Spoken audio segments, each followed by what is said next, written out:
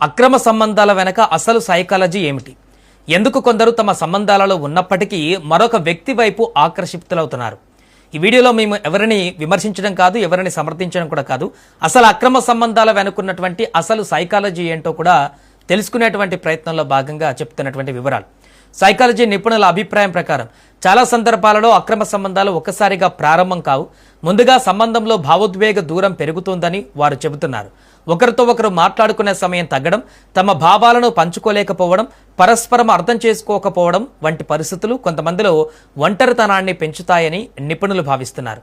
అలాంటి సమయంలో బయట నుంచి లభించే చిన్న శ్రద్ధ కూడా పెద్ద భావోద్వేగ అనుబంధంగా మారే అవకాశం ఉంటుందని వివరిస్తున్నారు.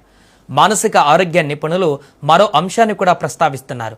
ప్రతి మనిషిలో తనను గుర్తించాలని, గౌరవించాలని, విలువ ఇవ్వాలని కోరుకునే సహజమైనటువంటి కోరిక ఉంటుందని వారు చెబుతున్నారు. దీనినే ఎమోషనల్ వాలిడేషన్గా వివరిస్తారు.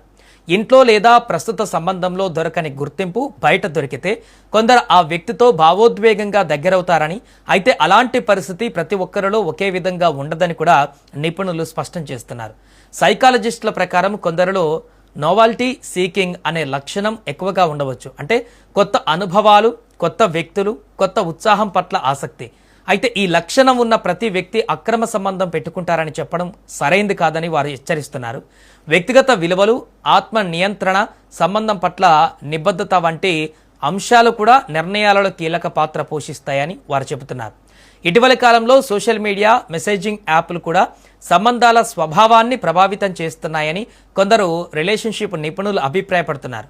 ఒక సాధారణ పరిచయం, తరచూ జరిగే చాటింగ్, భావోద్వేగ విషయాలను పంచుకోవడం ద్వారా కొందరిలో కొత్త అనుబంధాలు ఏర్పడే అవకాశం ఉంటుందని వారు చెబుతున్నారు. అయితే టెక్నాలజీ సమస్య కాదని, దాన్ని ఉపయోగించే విధానమే ముఖ్యమని కూడా స్పష్టం చేస్తున్నారు. సంబంధాలలో సమస్యలు ప్రతి కుటుంబంలో రావచ్చని సైకాలజిస్టు చెబుతున్నారు. కానీ ఆ సమస్యలను ఎలా ఎదుర్కొంటామనేదే సంబంధం భవిష్యత్తును నిర్ణయిస్తుందని వారు చెబుతున్నారు. ఇక కొందరు పరస్పరం మాట్లాడుకొని పరిష్కారం వెతుక్కుంటారు. మరికొందరు కుటుంబ సభ్యులు లేదా కౌన్సిలర్ల సహాయం తీసుకుంటారు. ఈ మార్గాలు సంబంధాలను బలోపేతం చేయడంలో ఉపయోగపడతాయని నిపుణులు సూచిస్తున్నారు.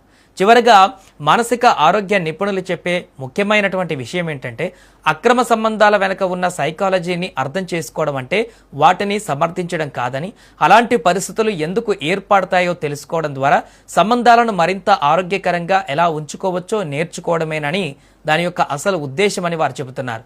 మరి ఈ అంశంపైన మీ అభిప్రాయం ఏంటో? ఒక బలమైనటువంటి సంబంధానికి మీ దృష్టిలో అత్యంత ముఖ్యమైనది ట్రస్ట్నా, లేక కమ్యూనికేషనా, రెస్పెక్టా, లేక మ్యూచువల్ అండర్స్టాండింగా?